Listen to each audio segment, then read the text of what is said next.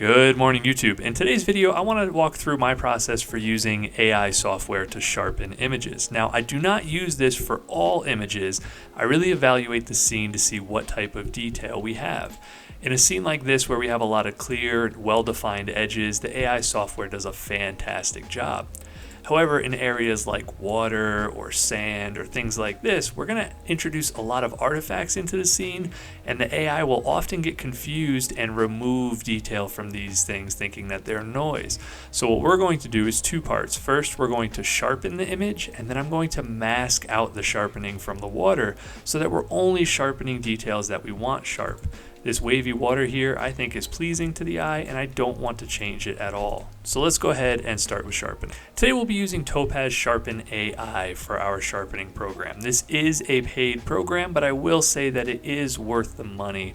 Like I said, I don't use it for all my images, but when I do use it, the results really are pretty fantastic. When you open AI Sharpen, it's likely going to open in this single view pane. And we don't want that. We want to go into the comparison view because as you can see over to the right, we have multiple different models to choose from.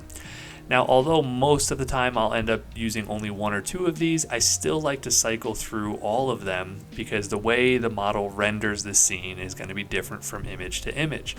So I'll start by choosing 4 random ones, and then once they go ahead and load, I will look for the worst of the 4 and replace it with one of the ones I haven't seen, and I'll continue this process until I have sampled every model. In this case, they all look pretty good, so what I'm going to do is find a specific point of interest, in this case the tip of Long's Peak, and look to see how it renders those details.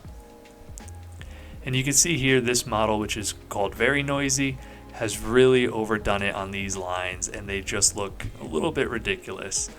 The out of focus normal has a much better transition between edges and looks a lot more natural while still giving you a nice sharp image. So far of the 4, Too Soft Normal is the best. This looks very natural to my eye. The details look sharp. It doesn't look over sharpened at all. And Too Soft Very Blurry looks horrible. So what I'm going to do is take these two and swap them out for a different model. And to do that, all you have to do is click, and when you see the blue, you know which one that you are selected on, and then we go to the right and pick one that we haven't seen. In this case, I like Too Soft Normal, so I'm going to go to Too Soft Very Blurry, which would be the next step up. Okay, now looking at the models that we've added, I still think Too Soft Normal is the best. So at this point, I would cycle through the remaining ones, but I've already done that, and I could tell you that for this image, Too Soft Normal is the one we want to go with. Now I'm going to click on it so that we have the blue showing us this one is highlighted, and now I will go back to the single view pane, and this is going to give us a bigger picture to work with. What I like to do is go ahead and have the software automatically select our model parameters by just checking this box.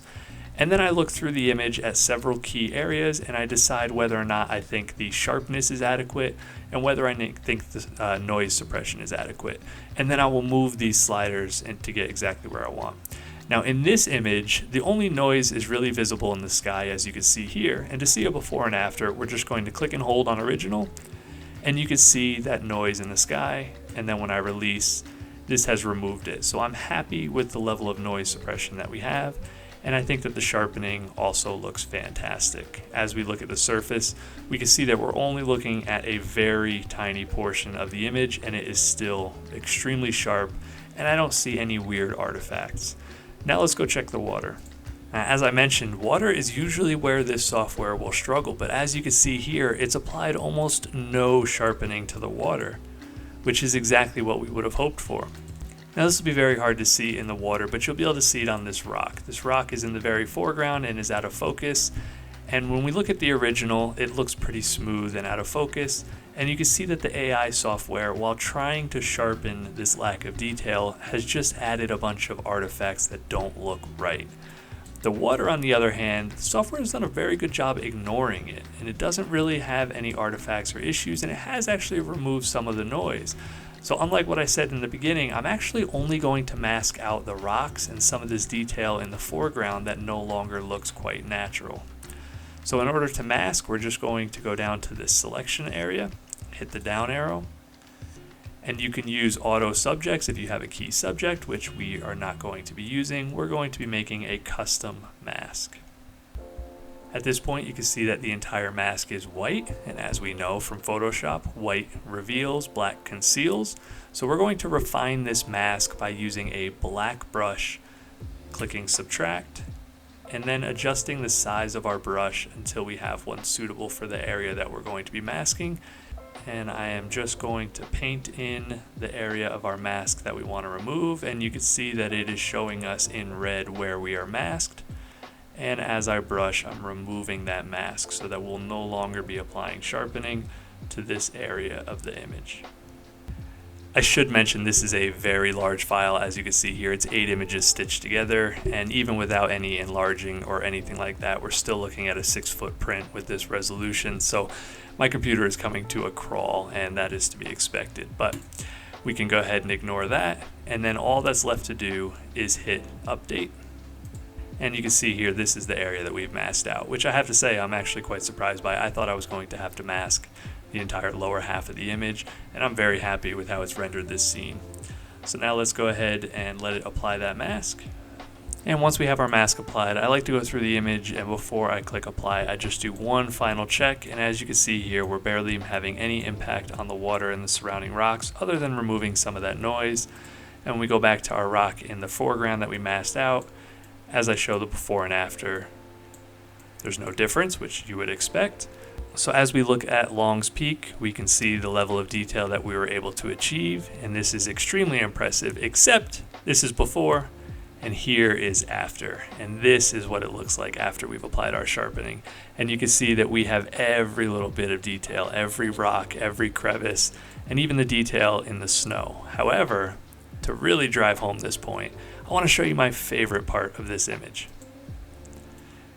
These two climbers here, and if you look at the scale of the peaks and how it shows with these climbers, this is the level of detail that you can get with this AI sharpening. Here's the before, and here's the after. And it's really added definition to the legs and arms, and you could just clearly define the silhouettes of the people. Even before, you can see them a little bit, but you see the blur, and I feel like they stand out so much more against the snow. You can even see the footprints leading up to Long's Peak. So this is why I think that the AI sharpening program is absolutely worth it, even if it ultimately means machines are inevitably going to take over the world. Now all that's left to do is click apply, and it's going to take several minutes to go ahead and process this image. After it finishes processing, it brings your image right back into Lightroom, and here are our two copies side by side. Now this was already an extremely sharp image. If you look on the left here, this is the little snippet that we're looking at 100%, and this gives you an idea of just how large this image is. But even still, the level of detail in this image on the left is amazing. I'm always absolutely floored by how good of a job it does with scenes like this. Now I have to reiterate, you're not going to get this result on all images. Like I said, things where you have a lot of rock and a lot of refined detail, it does an amazing job. If you try to apply this to sand dunes, you're going to have a bad day. I can't tell you how many times I've tried and just regretted that decision. So we'll go through additional sharpening techniques later for other types of images that this won't work for, but I would say this works for about 75% of the images that I shoot, and overall for landscape photography, I think it's an absolutely great tool and it's worth the investment. All right, well, that's going to do it for us today. I hope you enjoyed this video. If you have any questions about the process or the software itself, please let me know in the comments. Otherwise, I hope you have a fantastic weekend and get out there and make some images.